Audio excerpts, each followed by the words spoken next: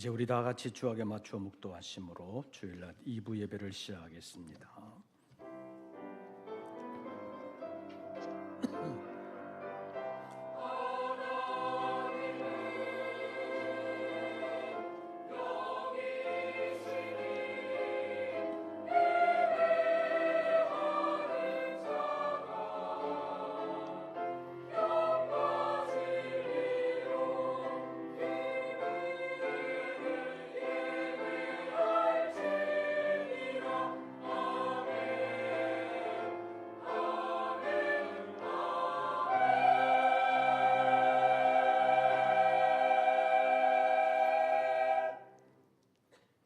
여호와께 감사하라. 그는 선하시며 그 인자하심이 영원함이로다. 신들 중에 뛰어난 하나님께 감사하라. 그 인자하심이 영원함이로다. 주들 중에 뛰어난 주께 감사하라. 그 인자하심이 영원함이로다. 하나님은 영이시니 예배하는 자가 영과 진리로 예배할지니라. 오늘도 저희들을 사랑하심을 인하여 주님께서 주신 생명과 건강으로 예배 자리로 찾아나와 주님 앞에 머리 숙이게 하심을 감사합니다. 오늘의 예배를 통하여 주님께 영광 돌릴 수 있도록 우리의 불충함과 죄된 것을 다 용서하시고 새롭게 하시며 하나님의 사람으로 주님의 일을 감당할 수 있도록 새 힘 부어 주시옵소서. 오늘로 시작되는 새로운 한 주간의 삶을 통하여 주님과 동행하게 하시고 주님 기뻐하시는 일들을 아름답게 이루어가는 사명의 일꾼들, 주님의 은혜와 복을 받는 주님의 자녀들 다 되게 하여 주시옵소서. 이 시간 머리 숙이 우리 모든 권속들에게 찾아와 주시고 임재하시며 역사하여 주시옵소서. 우리 주 예수 그리스도의 이름으로 기원하옵나이다. 아멘.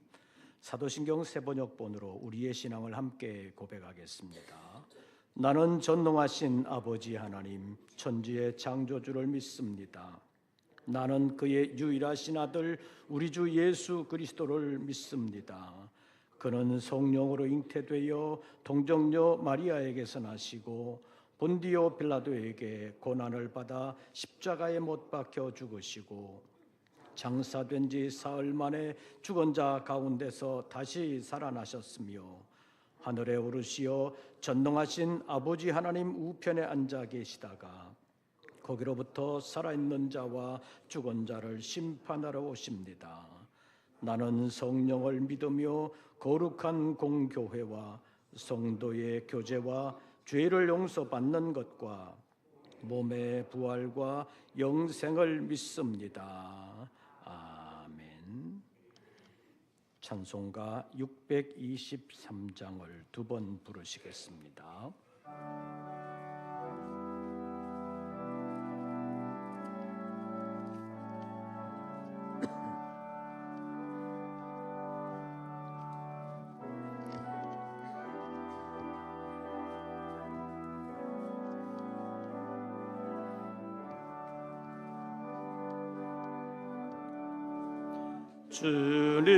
주님의 시간에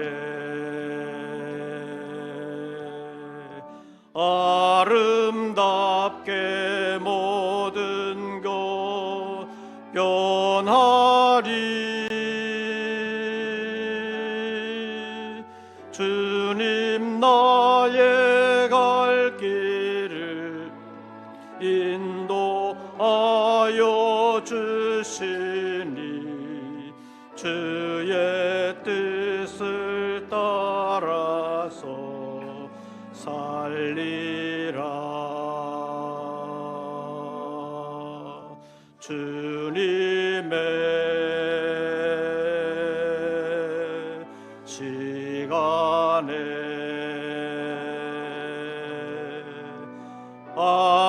아름답게 모든 것 변하리.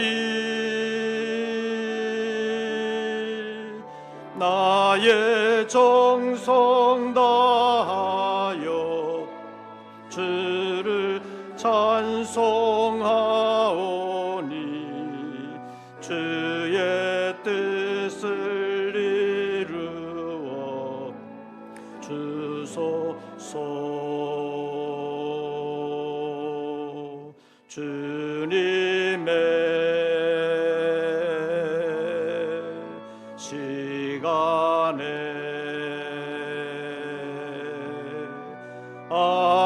아름답게 모든 것 변하리. 주님 나의 갈 길을 노하여 주시니 주의 뜻을 따라서 살리라. 주님의 시간에 아름답게 변하리. 나의 정성 다하여 주를 찬송하오니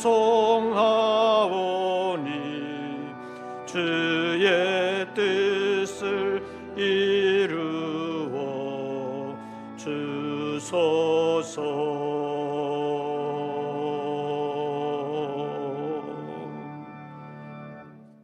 오늘의 성시교독은 127번입니다.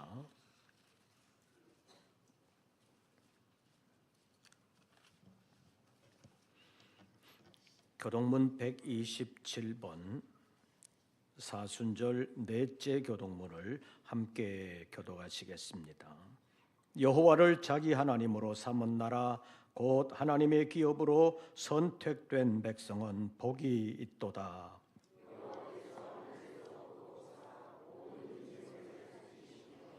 곧 그가 거하시는 곳에서 세상의 모든 거민들을 굽어 살피시는도다.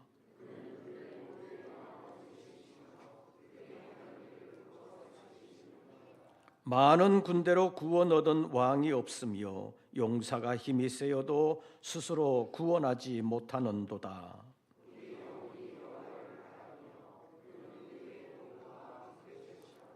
우리 마음이 그를 즐거워하며 우리가 그의 성호를 의지하였기 때문이로다.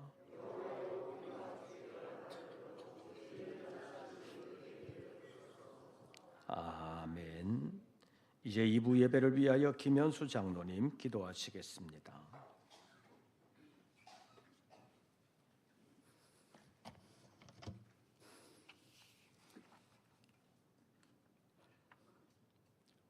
거룩하시고 만물의 창조주이신 하나님 아버지, 거룩하고 복된 주일에 저희들을 주님의 거룩한 성전으로 인도하여 주시고 예배드릴 수 있는 은혜를 주심에 감사와 찬양과 영광을 올려드립니다. 새싹이 돋아나고 아름다운 꽃들이 피어나는 이 계절에 저희들의 심령도 주님의 은혜로 새롭게 하여 주시고 함께하여 주셔서 온 마음과 정성으로 드리는 우리의 예배를 기쁘게 받아 주시옵소서. 주님, 지난 한 주간의 삶을 돌아봅니다. 세상 것들을 더 의지하며 우리의 욕심과 겸손하지 못하고 교만함으로 지은 우리의 죄와 허물들을 주님의 보혈로 깨끗이 씻어 주시옵소서. 우리의 믿음이 연약함을 용서하여 주시고 새롭게 하여 주시옵소서. 우리의 삶이 주님의 뜻 안에서 순종하며 주님께서 원하시는 거룩한 삶을 살아갈 수 있도록 도와주시옵소서. 사랑의 하나님, 경북 의성에서 또 전국 곳곳에서 발생한 큰 산불로 국가 재난에 선포되는 긴박한 상황이 발생하였습니다. 많은 인명피해와 이재민이 발생하고 살림이 잿더미가 되고 큰 재산 피해가 발생하였습니다. 집과 일터와 가족을 잃은 이들에게 하나님의 위로와 소망을 주시고 치유와 회복에 임하기를 소망하며 그들의 삶이 속히 회복되게 기도하게 하여 주시옵소서. 산불 진화를 위하여 밤낮으로 수고하는 이들에게 안전하게 보호하여 주시고 속히 진화되게 도와주시옵소서. 이 땅을 긍휼히 여겨주시고 피해 지역이 회복되고 일상을 되찾을 수 있도록 서로 돕고 하나 되어 이 어려움을 잘 극복할 수 있도록 인도하여 주시옵소서. 주님, 사순절 넷째 주일을 보내고 있습니다. 사순절 기간 주님의 사랑과 헌신, 희생과 고난의 길을 깊이 묵상하며 겸손과 순종의 삶을 살아가게 하옵소서. 이 세상의 시련 가운데서도 주님의 약속을 붙잡고 끝까지 인내하며 나아가게 하여 주시옵소서. 주님, 복음과 같이 이룬 우리 교회를 지금까지 사랑하시고 지켜주시는 하나님의 은혜에 감사를 드립니다. 우리 교회가 말씀에 충만하고 기도하는 교회, 성령 충만한 교회가 되게 은혜 내려 주시옵소서. 우리에게 맡기신 해외 선교와 복음의 사명을 넉넉히 감당할 수 있도록 모든 여건이 부족함이 없도록 채워주시기를 간절히 원하옵나이다. 말씀과 기도로 하나 되게 하시고 사랑의 교제로 이루와 기쁨의 공동체가 되게 하시고 은혜가 넘치는 복된 교회가 되게 인도하여 주시옵소서. 사랑의 주님, 우리들의 가정을 지켜주시옵소서. 어려움을 겪고 있는 가정에 주님의 따뜻한 위로와 힘을 주시고 지켜주시옵소서. 육체적 질병으로 고통받는 이들에게 하나님의 능력으로 치유의 손길을 베풀어 주시고 경제적으로도 어려움 없도록 보장하여 주시옵소서. 이 시간 말씀 전하시는 담임 목사님에게 영육간의 강건함을 주시고 성령의 능력으로 붙들어 주시옵소서. 전해지는 말씀으로 우리의 심령이 새롭게 되고 회복되고 치유되게 하옵소서. 우리의 삶이 변화되고 하나님의 뜻을 깨닫고 그 뜻을 따라 살아가는 믿음의 사람들 되게 인도하여 주시기를 원하옵나이다. 정성으로 준비한 성가대의 찬양을 기쁘게 받아 주시옵고 축복하여 주시옵소서. 이 예배를 위해 헌신하는 모든 손길들을 기억하여 주셔서 하나님의 은혜가 넘치게 하여 주시옵소서. 이 모든 말씀 우리를 구원하신 예수 그리스도의 이름으로 기도드립니다. 아멘.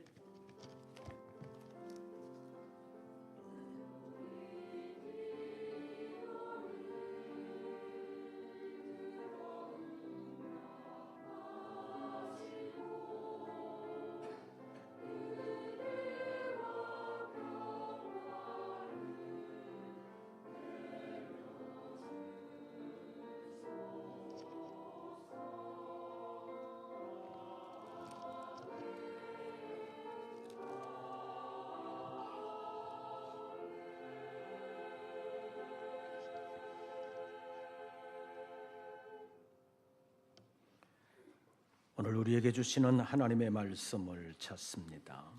신약성경 데살로니가 후서제 3장입니다. 데살로니가 후서제 3장, 제가 가진 성경으로는 신약성경 335쪽, 데살로니가 후서제 3장 1절부터 5절까지의 말씀, 데살로니가 후서 3장 1절부터 5절까지의 말씀 함께 교독하겠습니다.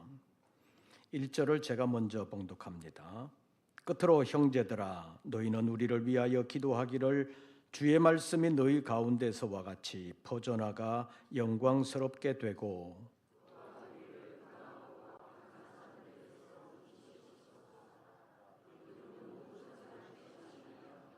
주는 미쁘사 너희를 굳건하게 하시고 악한 자에게서 지키시리라.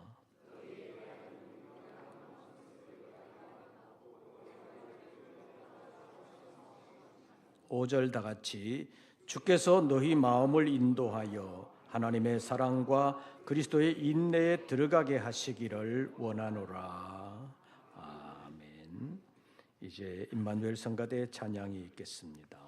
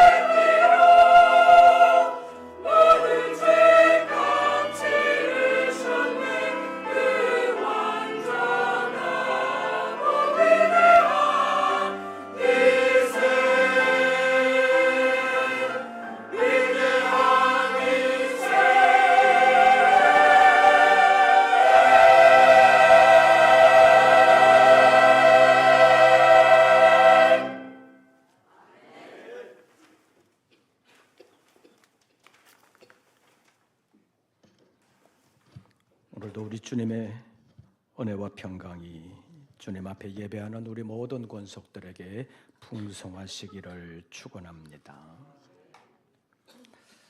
어젯밤에 영국 사명자 성회에 대한 보고가 잠깐 있어서 말씀드리겠습니다. 7월 중순에 있을 영국 사명자 성회를 위해서 영국 현지에서 영국 내에 있는 목사님들과 선교사님들 말고 영국 밖에서 참여하신 분들을 위하여 신청을 한 대여섯 가정만 영국 외에 있는 목사님들과 선교사님들을 받는다고 했는데 하루 만에 8가정이 신청을 해서 영국 외에 있는 분들 신청은 어젯밤으로 마감을 했다고 합니다. 독일에서, 프랑스에서, 루마니아에서, 북아일랜드에서, 체코에서 8명의 목사님들과 선교사님 가정에서 신청을 하셨습니다. 다음 주간에는 영국 내에 있는 목사님들과 선교사님들 아마 신청을 받게 될 것입니다. 위에서 기도해 주시기를 바랍니다. 그래서 이번 11차 영국 사명자 성회도 은혜 가운데 잘 마칠 수 있도록 이 시대에 필요한 복음을 잘 전할 수 있도록 기도해 주시기를 바랍니다. 이제 사순절의 절반이 지나가고 있습니다. 이제 사순절의 사순 가운데 이순이 지나고 이순만 남았다고 말할 수 있습니다.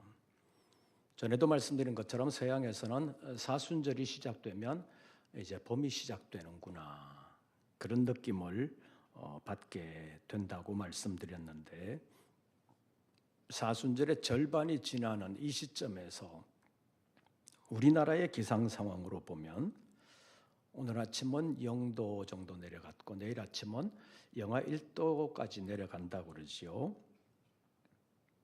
다음 주 초반까지는 아침 기온이 좀 쌀쌀하다고 예보되고 있습니다. 조금은 어색한 것 같으지요. 이제 봄 기운이 완연해야 될 것 같은데 갑자기 또 추워지는 날씨가 예보되고 있습니다. 지난 주간은 갑자기 초여름처럼 더워지면서 건조한 날씨 때문에 산불까지 겹쳐서 전국이 뒤숭숭했던 것을 우리가 기억합니다.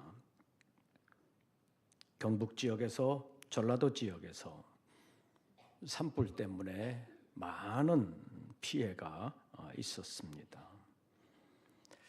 어제 저녁까지도 산청 지역에서는 완전히 진화하지 못하고 잔불 정리하고 있다는 보도가 있었습니다.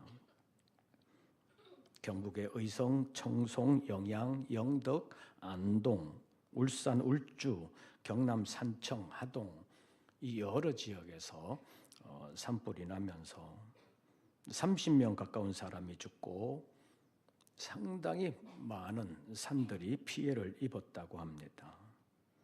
우리 교단적으로 봐도 여러 노회에 여러 교회들이 불타고 또 교인들 집이 불타서 없어진 일들이 있다는 얘기를 들었습니다.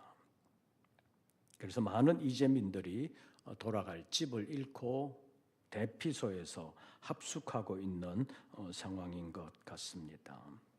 그래서 그분들을 어떻게 도울 수 있을까 방법을 찾아보려고 합니다.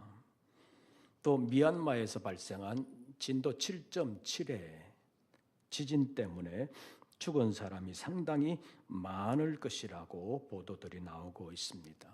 미얀마 지역에서는 내전이 계속 일어나고 있기 때문에 군인들이 정권을 잡고 있는 것 같은데 그 군정 당국이 밝힌 것에 의하면 140여 명이 죽고 700여 명이 부상당했다고 발표하고 있지만 외부에서 볼 때는 아마 10,000명 이상 죽을 확률이 한 70% 이상 된다. 그렇게 보고 있습니다. 그런데 이 지진 때문에 거기에서 1000km 정도 떨어져 있는 태국의 방콕에 큰 피해가 있었다고 전해지고 있습니다. 건축 중이던 30층짜리 빌딩이 한꺼번에 무너지는 모습이 뉴스에 나왔는데 마치 옛날 9.11 테러 때 미국 쌍둥이 무역센터 빌딩이 무너진 것처럼 통째로 와르르 무너지고 말았습니다. 또 방콕 시내에 있는 80층짜리 호텔 건물은 금이 가고 물이 새는 일이 생겼고, 방콕 중심가에 50층짜리 3개 건물이 이렇게 그 다리 놓은 것처럼 이렇게 연결되어 있는 게 있는데 그 다리 건물이 무너지고 말았다고 합니다. 세계가 조용하지 않습니다. 국내 정치는 두말하기 싫을 정도로 실망스럽습니다. 야당이나 여당이나 희망이 보이지를 않는 것 같습니다. 그래도 신앙인으로서 두고 볼 수만은 없는 것이 딜레마 중에 딜레마라고 말할 수 있습니다. 이 나라 위정자들과 정치꾼들이 하나님의 마음을 아프게 하면서 성경 진리로부터 멀어지는 모습을 보면서도 하나님이 어떻게 하실까? 하나님은 어떻게 보실까? 이 나라를 어떻게 하실까? 그런 것은 염두에도 없고 믿는 사람들 가운데도 정치꾼들에게 세뇌가 되었는지 아니면 진영 논리에 완전히 함몰되어 진리가 무엇인지를 찾지 않으려고 하는지 그 정치꾼들에게 몰려다니면서 반대편에 있는 사람들을 갈라치고 서로 갈라지는 그런 모습들을 보면서 안타까운 마음을 금할 수가 없습니다. 믿는 사람들이라고 하는 사람들이 신앙은 어디에 두고 있는지 여러 가지로 마음이 무겁습니다. 이런 시대 상황 속에서 어수선한 사순절을 우리가 보내고 있습니다. 지난번에도 말씀드린 것처럼 사순절은 예수님의 고난만을 생각하는 기간은 아닙니다. 예수님의 고난을 통해서 더 많은 것을 폭넓고 깊게 살펴보면서 자신의 신앙을 훈련하는 기간이라고 말할 수 있습니다. 그래서 오늘은 본문 5절 말씀을 보면서 하나님의 사랑을 아는 사순절이라는 제목으로 잠깐 말씀을 상고하려고 합니다. 5절 말씀 보시지요. 5절 다 같이 읽습니다. 주께서 너희 마음을 인도하여 하나님의 사랑과 그리스도의 인내에 들어가게 하시기를 원하노라. 바울이 데살로니가 교회를 향하여 기도 부탁도 하고 기도를 하면서 5절에서는 주께서 너희 마음을 인도하여 하나님의 사랑과 그리스도의 인내에 들어가게 하시기를 원하노라. 이 말씀 가운데서 오늘은 하나님의 사랑에 대해서 살펴보고 다음 주에 그리스도의 인내에 대해서 살펴보려고 합니다. 그래서 오늘 설교 제목을 한번 따라해 보시죠. 하나님의 사랑을 아는 사순절. 이 사순절에 하나님의 사랑을 더욱더 깊이 알아가는 귀한 시간들 되시기를 바랍니다. 첫째로 사람을 향한 하나님의 사랑은 창세 전부터 있었다는 사실을 우리가 알아야 합니다. 성경은 태초에 하나님이 천지를 창조하시니라는 말씀으로 시작되고 있습니다. 그래서 창세기 1장에 있는 말씀을 보면 하나님의 창조는 이렇게 되었다. 그 순서를 주로 말씀하고 있습니다. 그래서 하나님은 첫째 날에는 무엇을 창조하셨고 둘째 날에는 셋째 날에는 넷째 날에는 그러면서 하나님의 창조는 이런 과정을 거쳐서 이루어졌다라는 것을 우리에게 보여주고 있습니다. 그런데 우리가 성경을 읽을 때 성경 본문에서 문자적으로 분명하게 보여주시는 것도 읽으면서 알아야 되지만 그러나 성경이 우리에게 가르쳐 주는 것은 그것이 다가 아닙니다. 문자적으로는 보이지 않지만 그 행간에 숨어 있는 깊이 깃들어 있는 뜻이 있는 경우가 많은데 그 행간의 의미를 알게 되면 본문의 의미를 훨씬 더 풍성하게 이해하게 되는 경우가 많습니다.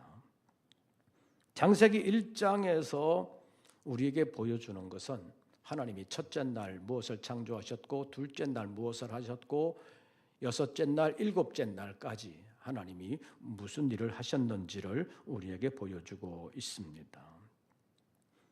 그런데 그 문자 안에 품어져 있는 행간의 의미를 살펴본다면 창세기 1장에서 하나님이 우리에게 보여주시는 것은 하나님이 첫째 날부터 여섯째 날까지 이런 것을 창조하셨고 일곱째 날에 뭐 하셨다라는 것만 보여주시는 것이 아니라 하나님이 사람을 위하여 이렇게까지 배려하셨구나 하는 하나님의 사랑을 창세기 1장에서도 발견할 수 있다는 것입니다. 하나님은 사람을 창조하실 때 가장 마지막 날 마지막에 창조하셨습니다. 일반적으로 어떤 말을 하거나 어떤 일을 할 때 가장 먼저 하는 것이 가장 중요한 말일 수도 있고 중요한 일일 수도 있습니다. 그런데 하나님은 사람을 가장 마지막에 창조하셨습니다. 만약 하나님의 창조에서 사람을 가장 중요하다고 보고 가장 먼저 창조하셨다고 한번 가정을 해보시죠. 사람을 가장 먼저 창조하셨습니다. 그렇게 되면 어떻게 되겠습니까?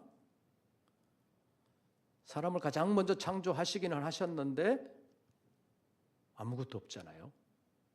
창조하고 난 세상에 아무것도 없잖아요.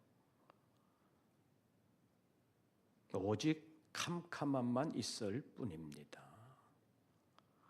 아마 하나님이 사람을 가장 먼저 창조하셨다면 그 창조함을 받아 세상에 나오게 된 사람이 볼 수 있는 것은 아무것도 없었을 것입니다. 빛도 창조되지 않았기 때문에 깜깜함만 있을 뿐입니다. 창세기 1장 2절의 표현으로 한다면 땅이 혼돈하고 공허하며 흑암은 깊음 위에 있다. 이렇게 표현하고 있습니다. 이런 상황에 사람이 가장 먼저 창조되었더라면 무엇을 어떻게 할 수 있겠습니까? 사람에게 보이는 것은 아무것도 없었고 할 수 있는 것도 없었고 먹을 수 있는 것도 없었고 아무것도 없었을 것입니다. 왜냐하면 사람 외에 아무것도 창조된 것이 없었기 때문입니다. 만약 이렇게 아무것도 없는 세상에 사람이 가장 먼저 창조되었더라면 창조된 그 사람은 얼마나 불편하고 답답했겠습니까? 만약 여러분이 어떤 집에 식사 초대를 받았는데 가서 보니까 아무것도 준비가 안 돼 있어요. 주인이 준비한다고 그때부터 막 부산을 떨면 먼저 앉아 있는 사람이 얼마나 답답하겠어요? 불편하겠어요? 초대받아 간 사람이 음식을 조리하는데 실력이 있고 또 그 사람과 함께하는 것이 기쁨이라면 그나마 다행이지만 초대받은 사람의 입장에서 보면 아무것도 준비되어 있지 않은 것을 보면 굉장히 그 자리가 부담이 되거나 불편할 것입니다. 창조의 순서에서 가장 먼저 창조된 것이 사람이고 나머지 아무것도 창조되지 않았다고 한다면 가장 먼저 지음을 받은 사람이 할 수 있는 일은 아무것도 없었을 것입니다.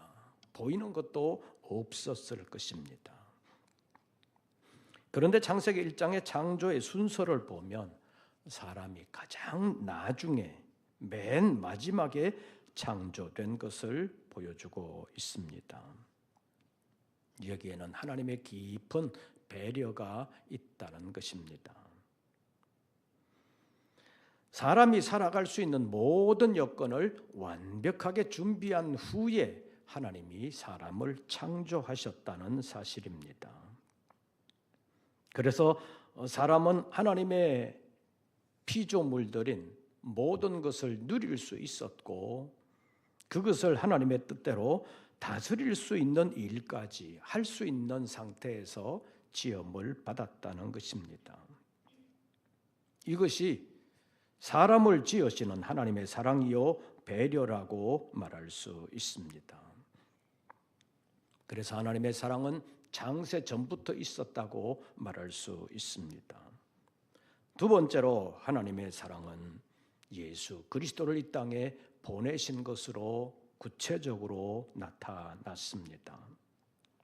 우리가 잘 아는 요한복음 3장 16절 하나님이 세상을 이처럼 사랑하사 독생자를 주셨으니 이는 그를 믿는 자마다 멸망하지 않고 영생을 얻게 하려 하심이라. 하나님이 그 아들을 세상에 보내신 것은 세상을 심판하려 하심이 아니요 그로 말미암아 세상이 구원을 받게 하려 하심이라. 세상을 구원하시기 위하여 하나님의 아들 예수 그리스도를 보내신 그것이 하나님의 사랑이라고 말씀하고 있습니다. 현실적으로 보면 세상이 하나님의 마음을 아프게 한 것이 한두 번이 아닙니다. 지금까지 진행되어 온 인류의 역사를 통해서 보면 주님의 마음을 아프게 한 것이 한두 번이 아니라 항상 있었다고 말할 정도로 많았지만 하나님은 그래도 인생들을 그때그때마다 심판하지 아니하시고 범죄한 인생들이 다시 하나님께로 돌아올 수 있는 기회를 주시고 또 주시고 그러면서 하나님의 마지막 심판이 지금까지 미루어져 오고 있다고 말할 수 있습니다. 만약 소돔 고모라와 같은 심판이 그때마다 있었더라면 지금 이 땅에는 사람들이 거의 살지를 못했을 것이고 이 땅은 소돔 고모라 심판의 흔적이라고 말할 수 있는 사해와 같이 물고기 한 마리 살지 못하는 죽음의 바다가 엄청나게 많아졌을 것입니다. 그러나 지금의 세계를 본다면 지금의 결과는 하나님의 오래 참으심이었다라고 말할 수 있다는 것입니다. 그래서 베드로 사도는 베드로후서 3장 15절에서 우리 주의 오래 참으심이 구원이 될 줄로 여기라고 말씀했습니다. 베드로 자신이 이런 주님의 사랑을 이미 경험했습니다. 지난날 베드로는 주님 앞에 큰 소리 쳤습니다. 너희가 다 나를 버리리라. 그럴 때 베드로는 아닙니다. 나는 죽어도 주님 버리지 않습니다. 주와 함께 오게 가도 죽어도 주님 버리지 않습니다라고 큰 소리 쳤었지만 권력 없는 성경의 표현으로 한다면 계집 아이 신분이 그렇게 높지도 않은 하녀처럼 보이는 그 사람 앞에서도 나는 주님을 모른다고 부인한 것이 베드로의 연약함이었다고 말할 수 있습니다. 처참하게 무너진 자신을 베드로는 알았습니다. 그래서 부활하신 주님께서 찾아오셔서 다시 사명을 맡겨주실 때 내가 주님을 사랑합니다. 지난날 말하지 않았습니까? 라고 큰소리치지 못하고 내가 주님을 사랑한 줄 주님이 아시나이다. 겸손한 마음을 가지고 말했던 것을 볼 수 있습니다. 그래서 유대인의 사도, 할례인의 사도라고 불리는 베드로가 이방인의 사도라고 불리는 바울 같은 사람도 이해할 수 있었다고 볼 수 있습니다. 옛날 같았으면 바울은 주님의 사도가 아니라고 말할 수도 있었을 텐데, 자기 실패를 통하여 자신을 돌아본 베드로는 사도행전 15장에서 예루살렘 회의를 하면서 사도 바울이 이방인들의 구원을 위하여 보냄을 받은 주님의 제자라는 사실을 인정하는데 한몫했다고 볼 수 있습니다. 그리고 베드로후서 3장 15절에서 우리 주의 오래 참으심이 구원이 될 줄로 여기라고 말하면서 자신의 실패했던 과거도 생각났을 것이지만 같은 사도 바울도 생각이 났을 것입니다. 그래서 우리 주의 오래 참으심이 구원이 될 줄로 여기라고 말하면서 바로 우리가 사랑하는 형제 바울도 그 받은 지혜대로 너희에게 이같이 썼다라고 말하고 있는 것을 볼 수 있습니다. 하나님은 세상을 사랑하셨습니다. 세상이 사랑받을 만한 가치가 있어서 사랑한 것이 아니라 하나님이 사랑하심으로 세상의 가치를 높여주셨습니다. 그래서 우리가 별것 아닌 사람 같아도 하나님이 우리를 사랑하셨기 때문에 우리가 정말 귀한 사람이 되었다는 것입니다. 어쩌면 하나님이 우리를 사랑하지 않으셨다면 죄인으로 끝날, 멸망으로 끝날, 하나님의 심판으로 흔적조차 남지 않을 보잘것없는 티끌 같은 인생이지만 하나님이 우리를 사랑하심으로 우리의 가치가 천하보다 귀한 생명으로 한없이 올라갔다는 사실을 우리가 알아야 합니다. 지난 목요일에 신앙을 가진 법과대학 교수들과 변호사들이 주축이 된 한국교회 법학회 학술 세미나가 사랑의 교회에서 있었습니다. 거기서 나온 말 가운데 천부인권이라는 말이 있었는데, 인권은 하나님이 주셨다라는 사상이라는 것입니다. 그런데 그것이 그냥 중세시대에 생긴 것이 아니라 성경에서부터 나온 사상이라는 것이 믿는 법과대학 교수들의 공통적인 견해였습니다. 그때 제가 발표할 기회가 있어서 저는 우리 대한예수교 장로의 정치 원리 헌법 제1조 양심의 자유를 들면서 양심을 주관하시는 이는 오직 하나님 한 분뿐이시다. 그가 각 사람에게 양심의 자유를 주신 것이다 라는 규정이 있는데, 그 규정에 보면 하나님이 사람에게 양심의 자유를 주신 것이기 때문에 하나님이 성경을 통해서 주시는 진리 안에서 양심의 자유를 말해야지, 그 진리를 벗어나서 무한정으로 인간의 자유를 준 것이 아니다는 것을 제가 소개한 바 있습니다. 성경의 하나님은 우리를 사랑하셨고 지금도 사랑하시고 앞으로도 사랑하시는 하나님이십니다. 그렇기 때문에 우리가 자부심을 가지고 우리를 아끼고 자신을 소중히 여길 뿐만 아니라 하나님의 사랑으로 감사하면서 주님 앞에 헌신해야 된다고 말할 수 있습니다. 마지막으로 예수 그리스도의 십자가는 우리를 향한 가장 큰 하나님의 사랑을 보여주고 있습니다. 이것이 사순절에 반드시 생각해야 하는 하나님의 사랑이라고 말할 수 있습니다. 로마서 5장 8절 말씀을 보면 우리가 아직 죄인 되었을 때 그리스도께서 우리를 위하여 죽으심으로 하나님께서 우리에 대한 자기의 사랑을 확증하셨다고 말씀하고 있습니다. 부모의 사랑을 알지 못하는 자식은 효자가 될 수가 없습니다. 그런데 부모의 그 사랑도 자식이 결혼하고 애를 낳아 길러보면서 어느 정도는 알게 되지만 다 알지는 못합니다. 왜냐하면 시집 장가를 가고 애를 키워보지만 자녀는 자녀일 뿐입니다.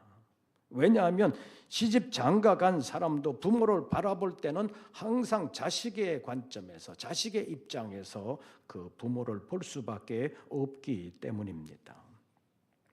그래서 시집 장가 가서 자녀를 키우면서 부모의 사랑을 어느 정도는 이해를 하면서도 부모에 대하여 불만을 가지기도 하고 감사할 때도 있는 것을 봅니다. 그렇게 자녀가 다 이해하지 못해도 부모의 사랑은 자녀가 아는 것 이상으로 크다고 말할 수 있습니다. 하나님의 우리를 향한 사랑은 부모의 사랑보다 비교할 수 없을 정도로 크고 깊고 넓다고 말할 수 있습니다. 그래서 한없이 크고 한없이 깊고 한없이 넓은 것이 우리를 향한 하나님의 사랑이라고 말할 수 있습니다. 그래서 극단적으로 말하면 죽었다 깨나도 하나님의 그 사랑을 우리가 다 이해할 수는 없습니다. 그래서 성경이 선언하는 진리를 우리가 다 이해하지 못해도 받아들이고 순종하는 것이 하나님의 자녀된 도리라고 말할 수 있습니다. 그 하나님이 우리를 사랑하셨습니다. 그런데 우리가 아직 죄인 되었을 때, 우리가 아무것도 모를 때 그 아들을 우리 죄를 위하여 십자가에 내어주셨다는 것이 성경의 가르침입니다. 우리가 아직 죄인 되었을 때 그리스도께서 우리를 위하여 죽으심으로 하나님께서 우리에 대한 자기의 사랑을 확증하셨느니라. 우리를 향한 하나님의 사랑을 이미 확증하셨다고 성경은 말씀하고 있습니다. 우리를 향한 하나님의 사랑이 우리가 이해할 수 있느냐 없느냐의 문제가 아니라는 것입니다. 이미 하나님은 우리에 대한 하나님의 사랑을 확정해 주셨고 발표해 주셨고 보여주셨다고 볼 수 있습니다. 이런 하나님의 사랑을 다시 한번 생각하는 사순절 되시기를 바랍니다. 그리스도의 고난을 통하여 고난만 아는 것이 아니라 고난을 통한 하나님의 사랑, 이것을 다시 한 번 더 생각하면서 하나님을 향한 우리의 사랑을 다시 다짐하고 성경에서 우리를 위하여 사랑하셨다는 확정을 받아들이면서 주님 앞에 좀 더 가까이 나아가며 좀 더 사랑하는 마음을 가지고 주님의 말씀을 주님의 말씀으로 믿고 주님의 말씀으로 살아드리는 우리 모든 권속들 되시기를 주의 이름으로 축원합니다. 기도하겠습니다. 하나님, 우리의 무지를 벗겨 주시옵소서. 주님의 사랑을 깨달아 알 수 있도록 은혜 베풀어 주시옵소서. 우리를 사랑하신 하나님의 은혜와 사랑, 지금도 사랑하시고 앞으로 끝까지 품어주실 주님의 사랑을 감사하면서 주님과 동행하는 저희들 되게 하여 주시옵소서. 예수님의 이름으로 기도하옵나이다. 아멘. 찬송가 620장 부르시면서 준비하신 예물 드리겠습니다.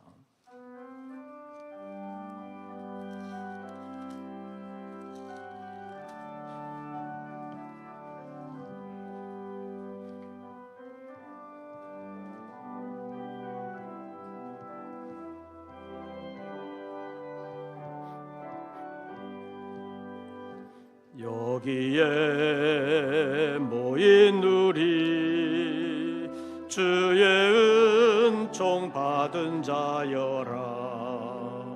주께서 이 자리에 함께 계심을 아노라. 언제나 주님만을 찬양하며 따라가리니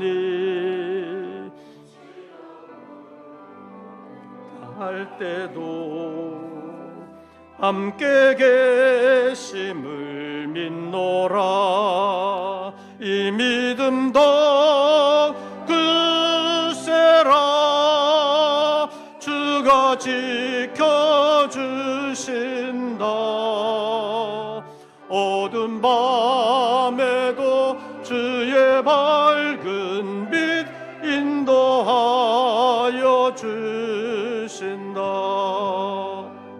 주님이 뜻하신 일 헤아리기 어렵더라도 언제나 주 뜻 안에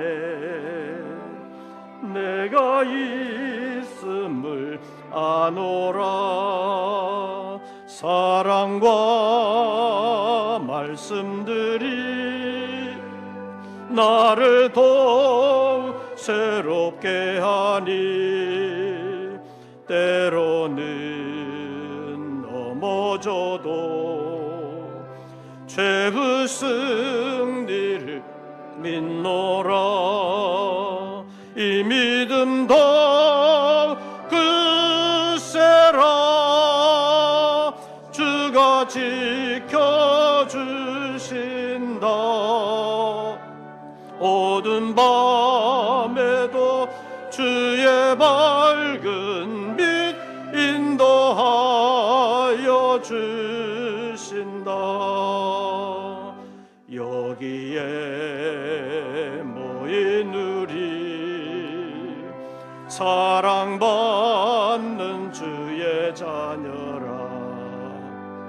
주께서 뜻하신 바 우릴 통해 펼치신다. 고통과 슬픔 중에 더욱 주님 의지하오니 어려움 이겨내고 주님도 찬양하라. 이 믿음 더 굳세라. 주가 지켜주신다. 어두운 밤에도 밝은 빛 인도하여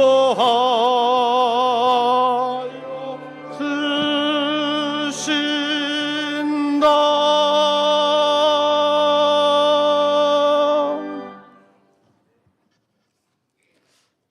오늘 기도받으러 나오는 아기가 있다고 그랬는데 오셨어요?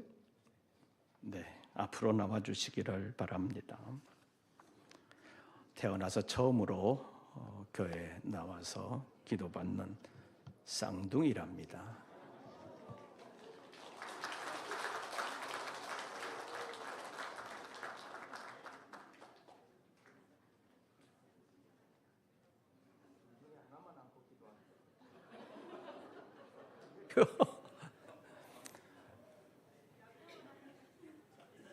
아버지가 안고 있는 아기를 제가 받아보겠습니다.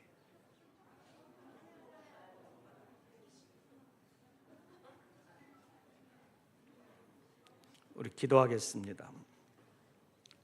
하나님, 귀한 선물을 하나님께서 주셨사오니 하나님의 선물로 알고 아름답게 믿음 안에서 잘 키워나갈 수 있도록 은혜 베풀어 주시옵소서. 자라면서 건강하게 하시되 주님의 은혜가 때를 따라 도와주셔서 지혜롭게 하시고 강건하게 하시되 육체뿐만 아니라 영혼이 주 안에서 늘 강건할 수 있도록 도와주시옵소서. 우리 하나님께서 사랑하는 가정에 이 생명들로 말미암아 기쁨이 더욱더 충만하게 하시고 주님의 거룩함을 이루어드리는 믿음의 가정이 되게 하여 주시옵소서. 산모에게도 건강 주시고 부모님께 지혜 주셔서 주님의 뜻 안에서 잘 양육하여 주님 안에서 그리고 이 나라와 민족을 위하여 아름답게 쓰임 받는 귀한 생명들 되게 하여 주시옵소서. 우리 하나님께서 이 가정에 은혜 베풀어 주시옵고 이 생명들을 통하여 그리고 이 가정 부모들을 통하여 하나님 영광 받으시옵고 하나님의 거룩한 뜻을 이루시옵소서.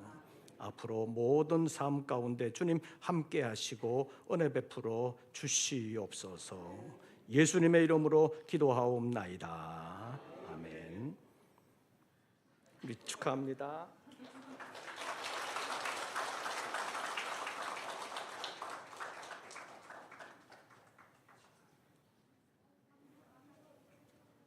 나머지 하나기는 예배 끝나고 난 다음에 또 기도하겠습니다. 우리 축하금을 드리겠습니다.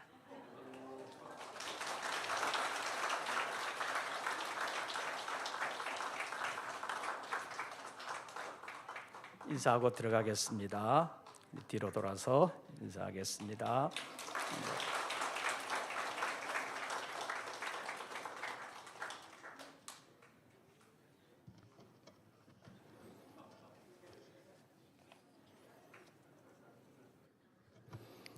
앞으로 교회에 우리 아이들이 많아졌으면 좋겠습니다.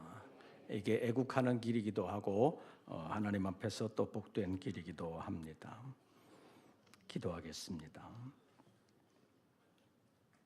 저희들 다시 세상으로 나아갑니다. 세상이 우리의 마음을 아프게 할 때가 많고 우리의 신앙을 방해할 때가 많습니다. 그러나 하나님이 우리를 사랑하셨음을, 지금도 사랑하심을, 앞으로도 사랑하심을 믿고 주님과 함께하는 주님의 사람들 되게 하여 주시옵소서. 세상을 바라보며 실망하지 아니할 뿐만 아니라 하나님의 뜻이 이루어지는 이 나라 민족이 될 수 있도록 하나님께 기도하며 하나님의 뜻을 우리의 구체적인 삶의 현장에서 아름답게 이루어가는 주님의 일꾼들, 주님의 자녀들 되게 하여 주시옵소서. 한 주간을 살아갈 때 우리가 어디에서 무엇을 하든지 그리스도의 향기가 되어 우리를 향한 하나님의 사랑을 아름답게 증언하는 일에 쓰임받는 우리 모든 권속들 되게 하여 주시옵소서. 이제는 우리 구주 예수 그리스도의 은혜와 아버지 하나님의 크신 사랑과 성령님의 교통하심이 다시 한 번 더 믿음을 새롭게 하며 그리스도의 고난을 통하여 우리를 향한 하나님의 사랑을 다시 한 번 더 삶을 통해서 나타내기를 원하고 다짐하는 우리 모든 권속들 위에 이제부터 영원토록 함께 하시기를 축원하옵나이다. 아멘.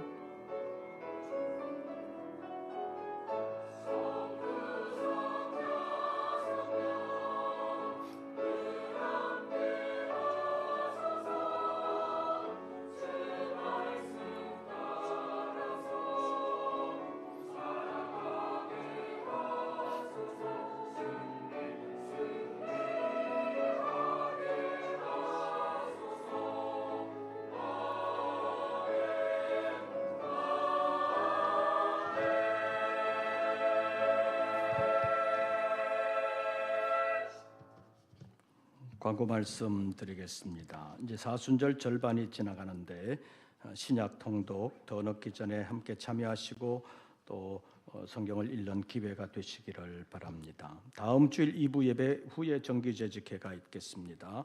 세례 신청자들을 위한 교육이 2부 예배 후에 지하 1층 예루살렘홀에서 있겠습니다. 그리고 4월 20일이 부활주일인데 그 전주간 월요일부터 금요일까지 매일 저녁 고난주간 기도회가 있겠습니다. 함께 미리 스케줄 조정하셔서 많이 참여해 주시기를 바랍니다. 나머지 광고들은 주보를 참고해 주시기를 바랍니다. 새로운 한 주간 주 안에서 평안하시고 승리하시기를 빕니다. 이것으로서 2부 예배를 모두 마치겠습니다.